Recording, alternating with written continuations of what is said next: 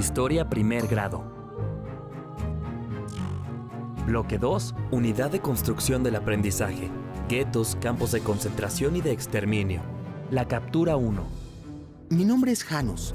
Tengo 17 años y vivo en Polonia con mi familia. Estamos en el año 1939 y desde hace unas semanas el ambiente en las calles se nota tenso. Todos estamos muy preocupados por las noticias que nos llegan de Alemania. ¿Cómo empezó todo esto? Yo no lo tengo muy claro, pero según lo que sé, en el Tratado de Versalles, los alemanes tuvieron que reconocer que fueron los culpables de la Gran Guerra de 1914 y se les obligó a regresar territorios, como el de Polonia. Además, están obligados a pagar una cantidad enorme de dinero.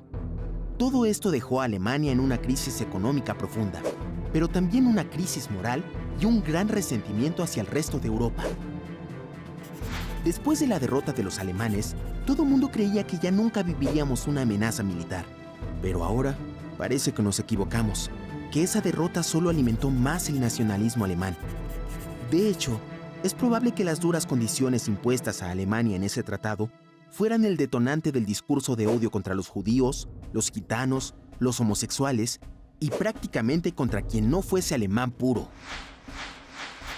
La crisis que enfrentó Alemania después de la Gran Guerra creó un terreno fértil para que las ideas nacionalistas del partido nazi cobraran fuerza. Según estas ideas, Alemania debía recuperar su fuerza militar y reconquistar el continente. Pero además, alimentaba el odio hacia grupos específicos como los judíos, a quienes culpaba de todos los males que aquejaban al país.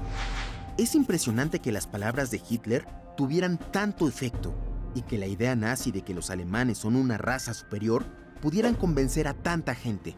Y no solo de eso, sino también de que deben conservar esa supremacía manteniéndose puros, es decir, que no permiten la mezcla de razas. Según ellos, esto los hace más fuertes, sanos e inteligentes. Sí, suena a locura, pero muchos alemanes han creído en esa teoría que se conoce como eugenesia. Una de las primeras consecuencias de ese discurso es que gran parte de los alemanes ha votado por el partido nazi y Hitler es ahora su líder. La segunda consecuencia es que ese nuevo gobierno ha aprobado leyes como las de Nuremberg. Por ejemplo, la Ley para la Protección de la Sangre y el Honor prohíbe los matrimonios entre personas de origen ario y otros grupos como los judíos y los gitanos. Pero ese fue solo el principio. Este fenómeno ideológico fue cobrando fuerza, y aunque en Polonia no podíamos creer las noticias que nos llegaban de Alemania, con el paso de los años nos enteramos de que se fueron aprobando otras leyes en contra de los judíos. Leyes para prohibirles ejercer ciertas profesiones, luego para despojarlos de su patrimonio, sus trabajos, sus propiedades y peor aún, de su derecho a votar, a circular libremente, entre muchos otros atropellos. Hasta hace poco, los judíos eran parte fundamental de la vida económica, cultural, científica y hasta política de Alemania, y en general de Europa. Pero Hitler los acusa de no ser alemanes puros, es decir, de raza aria, sino arribistas que se enriquecen a costa de los alemanes auténticos.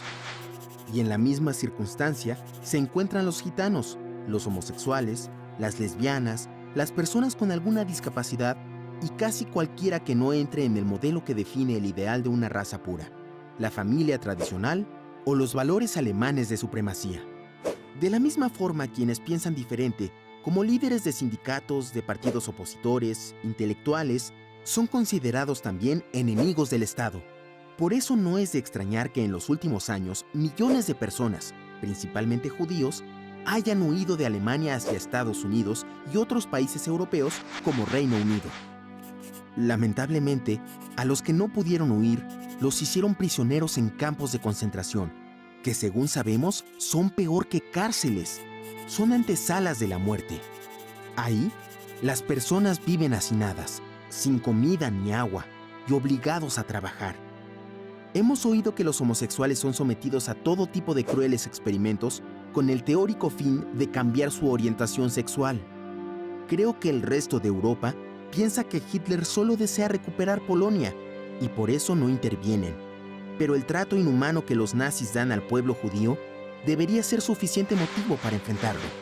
Los alemanes sentían que el resto de Europa los humillaba y culpaban a grupos minoritarios por la crisis económica y la pérdida de valores. Sin embargo, yo aún espero que en Polonia los judíos podamos estar a salvo.